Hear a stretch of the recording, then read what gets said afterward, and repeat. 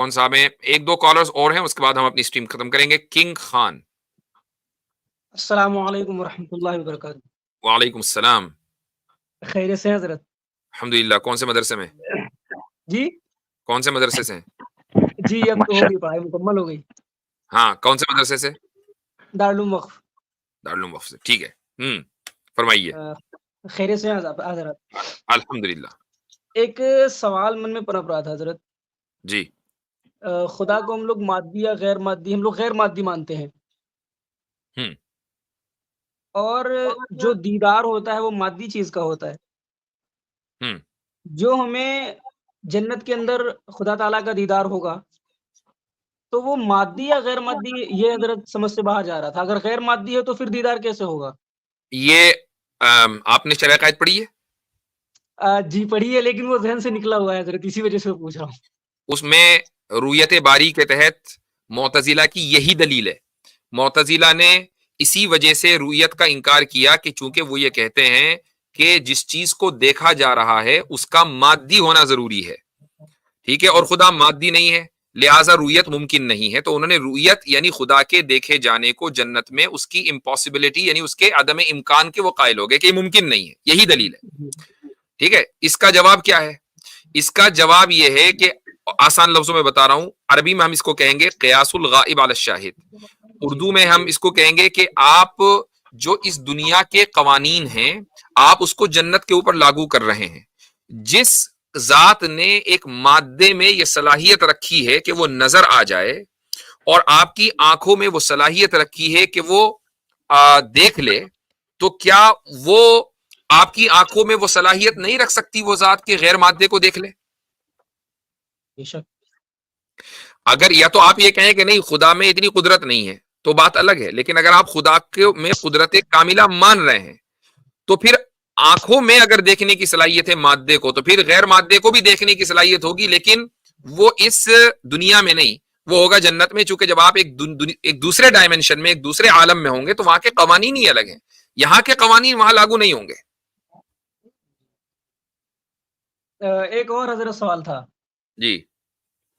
کہ قرآن پاک کی آیت ہے نا، کل من علیہا فان، کہ ہر چیز نے فنا ہو جانا ہے.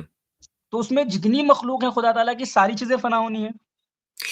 علیہا کی ضمیر کا مرجع بتائیں کیا ہے؟ جی علیہا کی ضمیر کا مرجع بتائیے.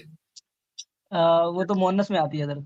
نہیں، وہ تو آتی ہے، مرجع کیا ہے؟ علیہا کدھر کی جو ضمیر ہے وہ کدھر لوٹ ابھی رہی ہے؟ حضرت وہ مجھے ابھی یاد نہیں ہے، وہ اس چیز کے بارے میں اتنی تحقیق بھی نہیں ہے ابھی، لیکن ٹھیک وہ ہے. ایک میرا سوال یہ تھا کہ آپ اس جو تعلق سے ہر چونکہ آپ نے عالم کورس مکمل کیا ہوا ہے تو میں مشورہ دوں گا کہ اس آیت میں جو تفسیر ابن کثیر میں جو تفسیرات لکھی ہوئی ہیں آپ اس کو پڑھ لیجئے. کسی بھی معتبر تفسیر ابن کثیر ہو، معارف القرآن ہو، یا کوئی بھی تفسیر ہے، آپ اس کو کھول کے پڑھیں، اس میں اس مسئلے کا ذکر کیا گیا ہے.